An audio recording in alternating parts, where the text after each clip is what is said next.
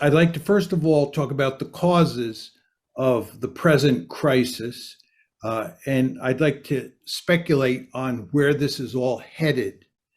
Now, with regard to the causes, it's very important to understand that who caused this situation is of tremendous importance because it involves assigning blame. Uh, you really have two choices here. You can argue that the West, and especially the United States, caused the crisis, or you can argue that the Russians caused the crisis. But that means that whoever you argue caused the crisis is responsible for this disaster. And it is important to understand that this is a disaster.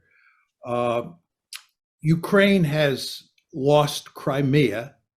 It's, in my opinion, going to lose the Donbass. And the only interesting question to me at this point is whether it's also going to lose more territory in the eastern part of its country. Furthermore, Ukraine's economy is wrecked. Its cities are in the process of being wrecked. The international economy is going to be badly affected by these events as they go on.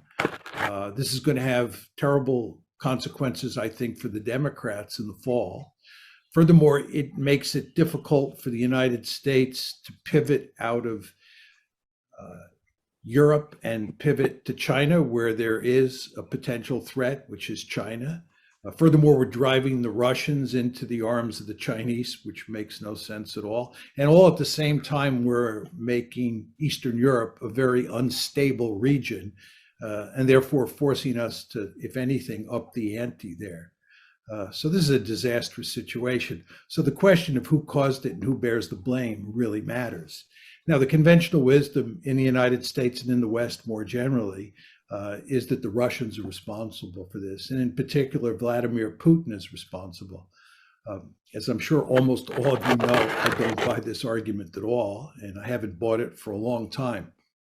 In my opinion, the West bears primary responsibility for what is happening today. And it was largely a result of a decision in April 2006 to make Ukraine and to make Georgia a part of NATO. We were going to integrate Ukraine into NATO come hell or high water. Now, the Russians said at the time that this is categorically unacceptable. The Russians made it clear that they had swallowed the first two tranches of NATO expansion, the 99 expansion and the 2004 expansion, but Georgia and Ukraine were not going to become part of NATO. They were drawing a line in the sand. They said this is an existential threat to us. And indeed, in August of that year, of course, August 2008, you had a war involving the Russians and the Georgians over the whole issue of whether or not Georgia would become part of NATO. Now, it's important to understand that when we talk about Western policy and we focus on NATO and expansion of NATO into Ukraine, that actually Western policy had three prongs to it. The core prong was definitely integrating Ukraine into NATO, but the other two prongs were integrating Ukraine into the European Union and turning Ukraine into a pro-Western liberal democracy, in effect, putting in place the Orange Revolution. And these three prongs of the strategy were all designed to make Ukraine a pro-Western country, a country in the West's orbit sitting on Russia's border. And again, the Russians made it unequivocally clear at the time that this was not going to happen. Now, the first crisis broke out in February 2014. The way I like to think about this is that you had a major crisis in February 2014, broke out that date. Then you had a major crisis breaking out in December of last year, that's December 2021, and on February 24th of this year, the war started. Now, what about this crisis in February of 2014, February 22nd to be exact?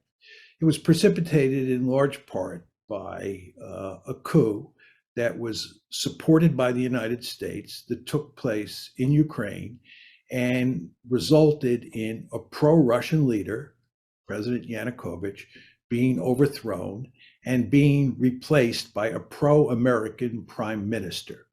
The Russians found this intolerable.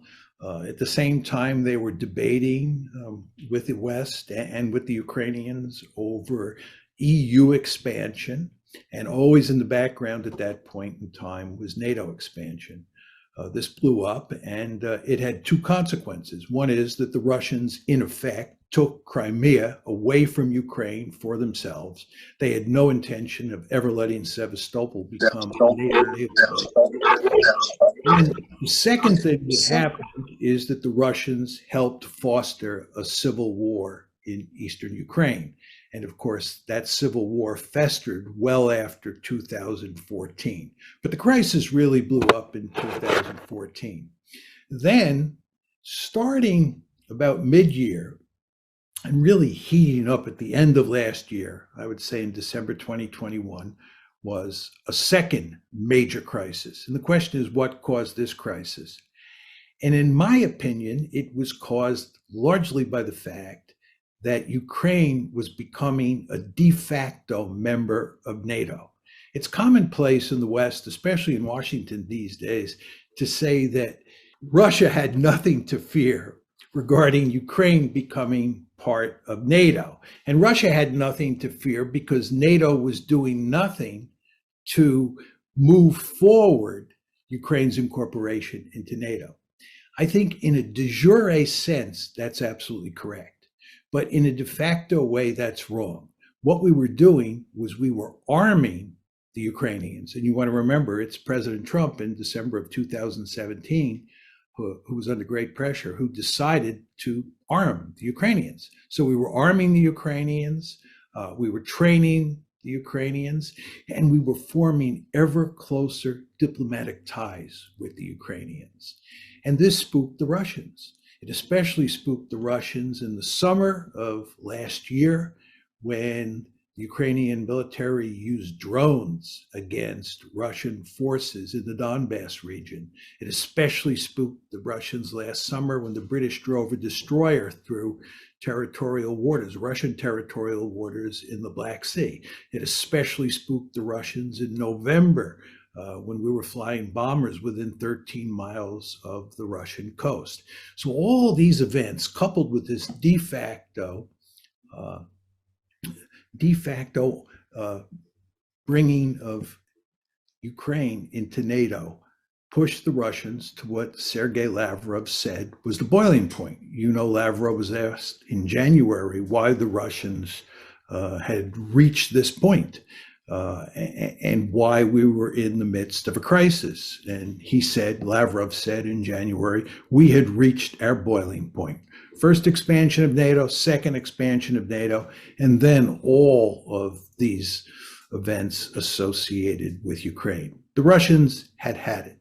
So you had a crisis of massive proportions, which of course resulted on February 24th in the Russians invading Ukraine. And we are now in the midst of a real war. This is not just a civil war in eastern Ukraine, which is what we had before February 24th. We now have a real war. So this brings us to the question of what is the conventional wisdom on this subject, and how do I think about the opposing argument? The opposing argument is that this has nothing to do with NATO expansion. It's really quite remarkable. When you listen to people in the administration speak, and when you read editorials in the Washington Post, words like this are spoken. This has absolutely nothing to do with NATO expansion. I don't know how anybody can say that. The Russians have been saying since April 2008 that this is all about NATO expansion, that NATO expansion into Ukraine is an existential threat to them. But Americans simply refuse to believe that. Not all Americans, but many Americans, and certainly the policy elite in this country. And instead, what they have done is they've created a story that it is not American policy. It's not NATO expansion that's driving this train. Instead, it's Vladimir Putin. And it's the fact that Vladimir Putin is either bent on recreating the Soviet Union or he's interested in creating a greater Russia. But whichever one of those two outcomes you take, he is ultimately an expansionist. He's on the march. And thank God we expanded NATO, because if we hadn't expanded NATO, he'd probably be in Berlin by now, if not Paris. This is the basic argument. He is an aggressor. There are a number of problems with that argument. First of all, before February 22nd, 2014, nobody was arguing that he was aggressor. Nobody was arguing that NATO expansion was required for the purposes of containing Russia before February 22nd, 2014. We didn't think he was a problem. And in fact, when the crisis broke out on February 22nd, 2014, we were actually shocked. If you go back and look at the newspapers at the time, the Obama administration was caught with its pants down. Why? Because they didn't think that that the Russians were aggressive. But of course, we had to invent the story after the crisis broke out so that we weren't blamed for what happened. We had to blame the Russians. So we created this story. Second reason you want to doubt this is that Putin has never said that he is bent on recreating the Soviet Union, or he's bent on creating a greater Russia. He's never said he was bent on conquering Ukraine and integrating it into Russia. There's no question that in his heart, he thinks that it would be appropriate for Ukraine to be part of Russia. In his heart, he's made it clear he'd love to bring back the Soviet Union. But he's also explicitly said that in his head, he fully understands that this is a bad idea. So if you look at what he said, there's no reason to think he's bent on recreating the Soviet Union or creating a greater Russia. To take this a step further, he doesn't have the capability. He doesn't have the capability for two reasons. First of all, he doesn't have a big enough military. This is a country whose gross national product is smaller than Texas's, right? This is not the former Soviet Union in its heyday. Furthermore, the Russians understand that occupying countries or occupying territory in Eastern Europe is a prescription for big trouble. Most of us on this call are old enough to remember the Cold War and all the trouble that the Soviets had. Think East Germany, 1953, Hungary, 1956, Czechoslovakia in 1968, constant trouble with the Poles. And one could argue that the Romanians and the Albanians were the biggest pain in the necks they ever faced. The Russians are surely sophisticated enough to know that not only do they not have the capability, but that occupying Ukraine, occupying the Baltic states would be like swallowing a porcupine. This would be crazy. So I think there's hardly any evidence to support that. And the final point I'd make is if you look at what the Russians are doing militarily in Ukraine at the moment, it does not look like they're bent on conquering the country and occupying it and integrating it into a greater Russia. But anyway, here we are.